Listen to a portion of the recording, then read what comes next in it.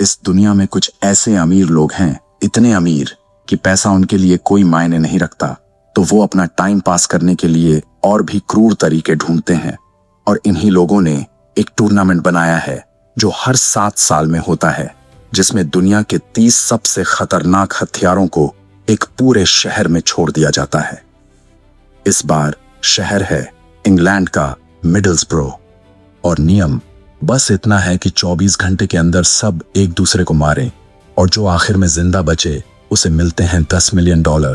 और ये अमीर लोग होटल के कमरों में बैठकर शैंपेन पीते हुए इस खेल पर करोड़ों की बैटिंग करते हैं, जैसे हम IPL पर करते हैं।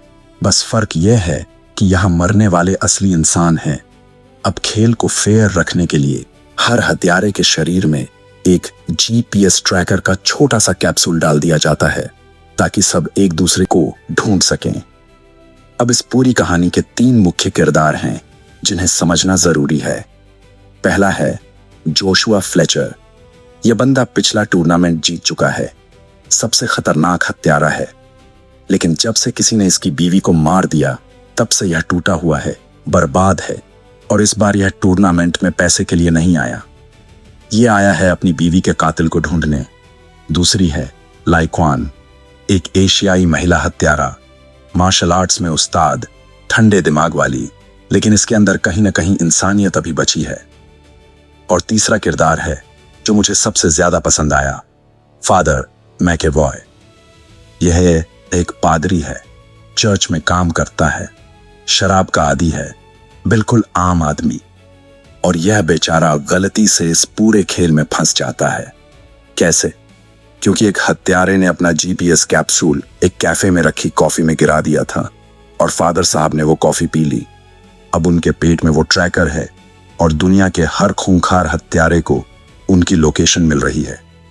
सोचो यार, एक बेचारा पादरी जो जिंदगी में कभी किसी से झगड़ा नहीं किया, वो अचानक 30 प्रोफेशनल किलर्स का टारगेट बन गया।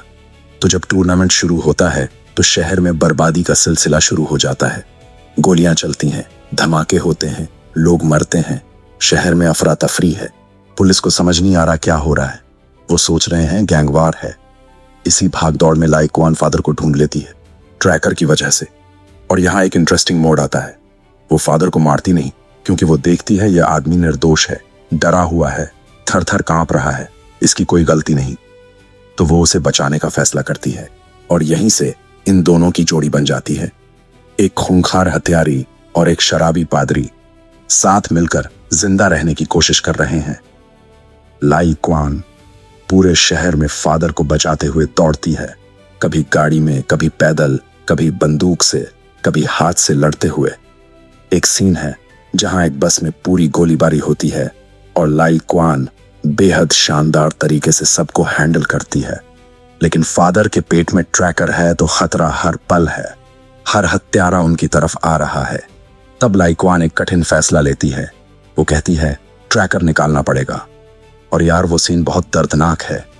बिना किसी दवाई के, बस एक चाकू से फादर के पेट से वो कैप्सूल निकाला जाता है। फादर चीखते हैं, रोते हैं, लेकिन ट्रैकर निकल जाता है।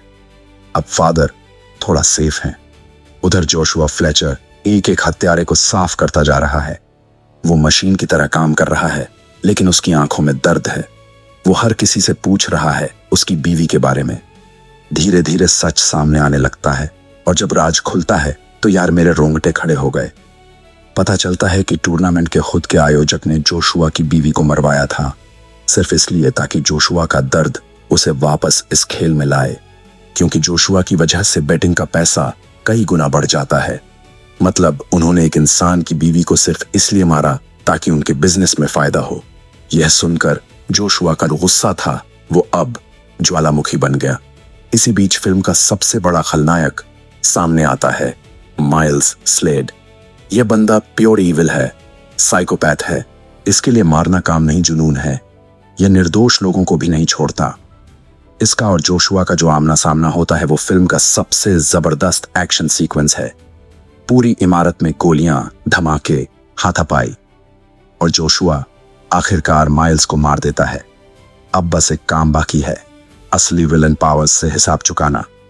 जोशुआ उस तक पहुंचता है और यहां लाइक्वान भी अपना अहम किरदार निभाती है। फादर मैकेवॉय, जो पूरी फिल्म में बस डरता रहा था, इस आखिरी हिस्से में उसके अंदर की हिम्मत जागती है। वो एक बदला हुआ इंसान है अब, मौत को इतने करीब से देखने के बाद। फिल्म का अंत होता है जब पावर्स का पर्दाफाश होता है और जोशुआ को न्याय मिलता है। लेकिन यार, जो चीज मुझे सबसे ज्यादा दिल को छू गई वो ये थी कि जोशुआ को $10 मिलियन का इनाम नहीं चाहिए था, उसे बस अपनी बीवी के लिए इंसाफ चाहिए था।